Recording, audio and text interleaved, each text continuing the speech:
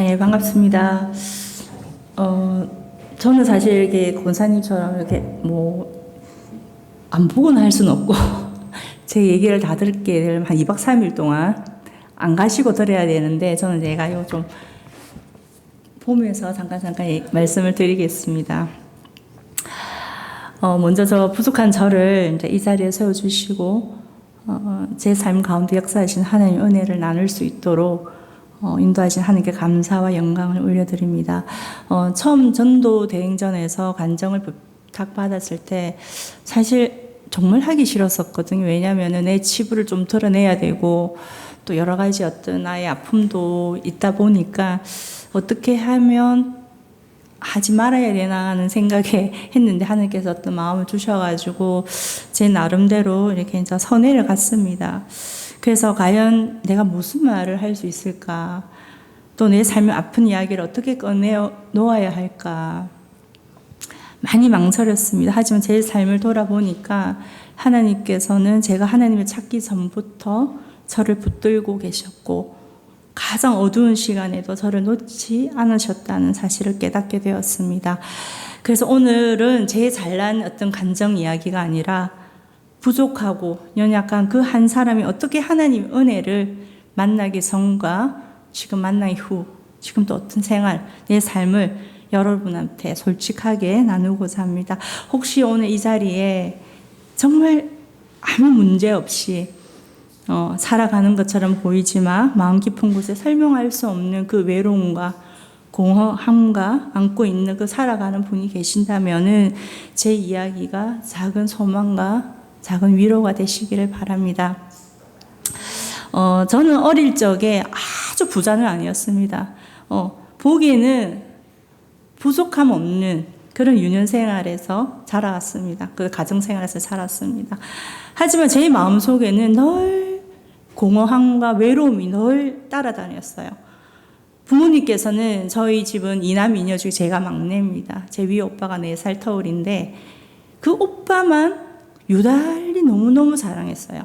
이제 큰 오빠, 언니는 빨리 출가하시고, 이제 오빠와 저와 이제 그 가정에서 함께 자라면서, 오빠는 너무너무 공부를 잘했어요. 그래서 저는 매일 그 안에 어떤 그 결핍이 있었습니다. 늘 저는 뒷전이었어요. 그런 속에서 제가 자라왔습니다. 그 안에서 자라다 보니까 내 자존감은 낮아졌고, 인정받고 싶은 마음은 커져만 갔었습니다. 그래서 성인이 된 후에는 누구보다 열심히 살았습니다. 사람들은 저를 보면 어떻게 얘기하냐면은, 와, 정말 열심히 산다. 와, 정말 착한 사람이네. 와, 정말 니 법 없이 살 사람이다. 이런 소리를 너무 많이 들었어요, 저는. 그래서 제가 정말 그런 줄 알았거든요. 그런데 하나님을 만나고 나서야 깨달았습니다. 제가 생각했던 착함은 진짜 선함이 아니었습니다. 인정받고 싶은 욕구였고 거절당하기 싫은 두려움이었으며 또 내 힘으로 내 존재 가치를 증명하려는 처절한 몸부림이었습니다. 겉으로는 착해 보이십니까? 착해 보이지만 제 안에는 상처와 교만 그리고 내 중심성이 깊이 숨어 있었습니다. 그렇게 아무리 열심히 살아도 제 마음속에는 늘 외로움과 공허함은 채워지지 않았어요. 세상 친구들을 만나고 밤새 아까 나이트 얘기했지만 나이트도 갖고 막 그렇게 얘기를 밤새도록 얘기를 해보았지만 나 안에 있는 외로움은 달래보았지만 잠시뿐이었습니다. 마치 밑 빠진 독에 물을 붓는 것 같았습니다. 하느님을 알지 못하는 그 시절에 저는 친구 따라 재미삼아서 무당집을 찾아갔어요. 철학관도 갔었고. 근데 이제 무당집을 딱 들어갔는데 내 친구 그 무당 보시는 분이 제 친구 보고 너무 잘 맞추는 거예요. 제가 이 아이의 과거를 다 알기 때문에. 근데 나도 호기심이 생기는 거예요. 그럼 나도 한번 봐야 되겠다. 그래서 앉아서 그럼 저도 좀 봐주세요 하니까 그분이 당신이 들어오니까 십자가가 들어오네? 이렇게 하시는 거예요. 그래서 정깨가 안 논다더라고요. 그래요? 왠지 좀 섭섭하면서 기분은 좋았습니다. 그리고 또 철학관에서는 제가 지금 참 많이 기억이 나는 게,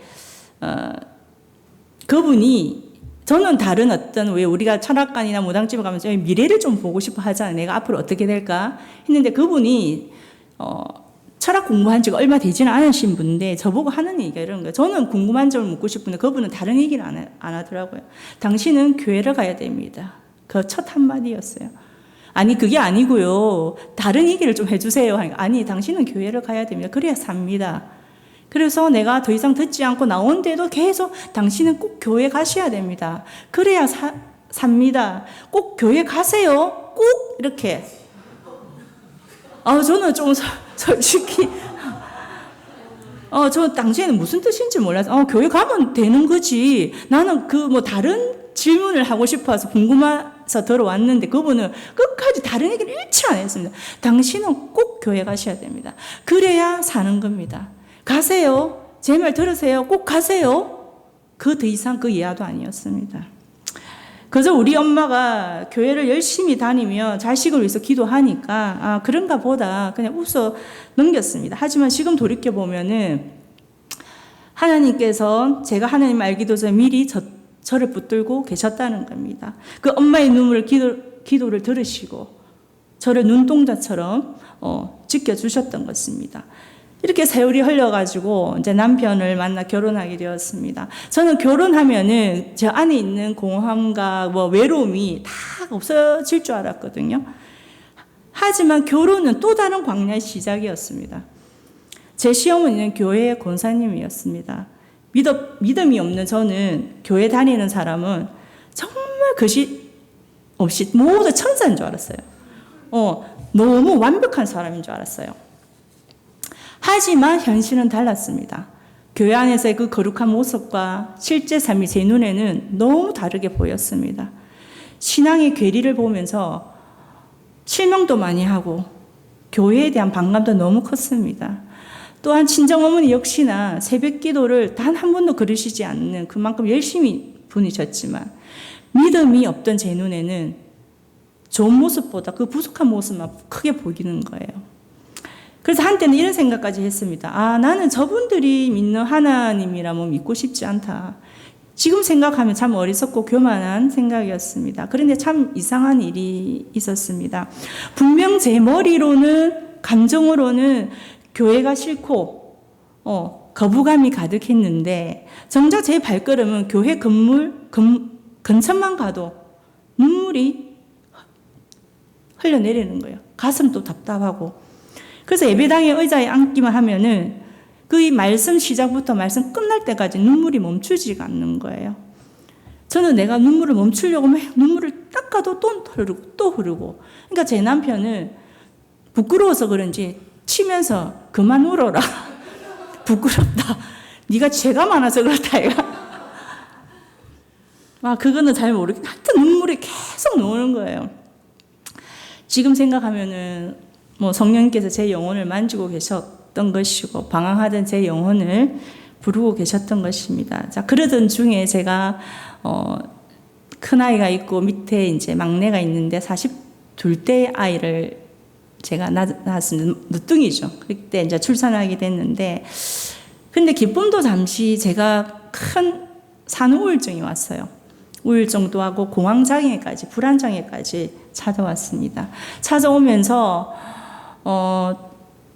죽음에 대한 공포와 자살 충동까지 밀려왔습니다. 사실 문을 열고 자살을 하고 싶은 생각이 오더라고요. 남들은 웃고 있지만 제 마음은 너무나 슬픈 거예요.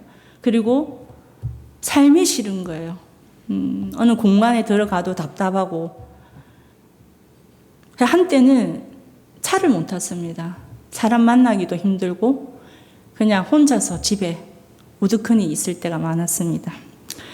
그래서 살도 많이 빠지고 응급실에 오가면서 몇 년간 이렇게 약을 버텨야 했던 그런 시절이 있었습니다. 근데 그때 저는 남편을 너무 의지했습니다. 작은 일만 생겨도 남편한테 전화해서 이러쿵 저러쿵 그러니까 남편한테만 의지를 했었거든요. 근데 남편은 받아주면 좋은데 외면하고 한두 번만 전화하면 괜찮은데 제가 계속 불안하니까 한 10번, 뭐 11번 할 정도로 많은 전화를 걸었습니다.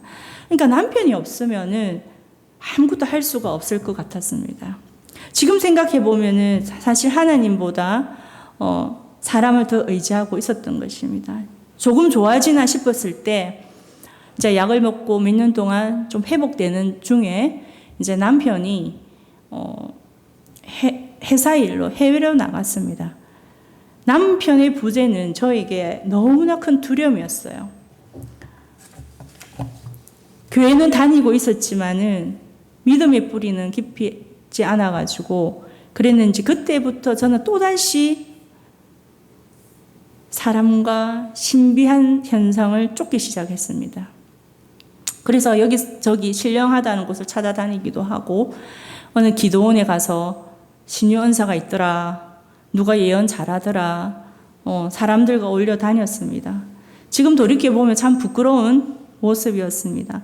하나님 사람보다 눈에 보이는 능력과 기적만을 더 찾고 있었던 것입니다. 그렇다고 이걸 나쁘다는 게 아니라 그러던 제 삶에 감당하기 어려운 고난이 한꺼번에 찾아왔습니다.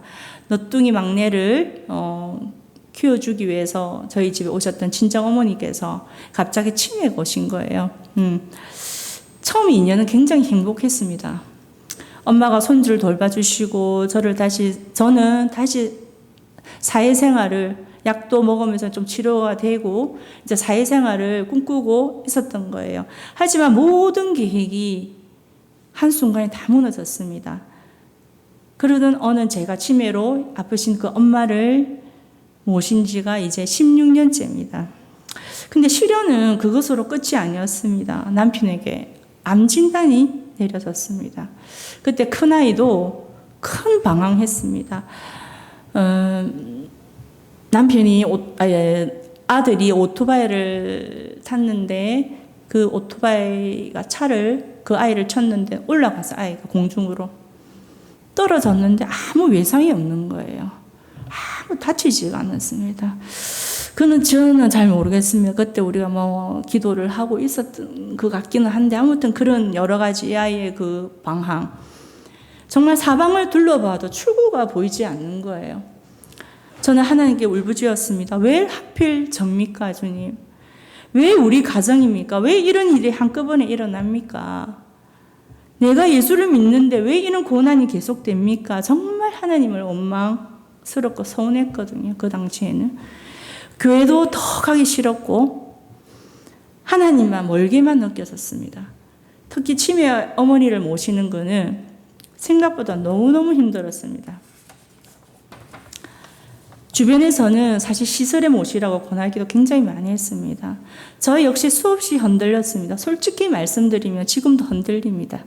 언제까지 해야 되나, 정말 시설에 모시는 것이 정말 맞는지, 나도 좀 자유롭게 살고 싶다, 그런 생각들이 지금도 쑥쑥 올라옵니다.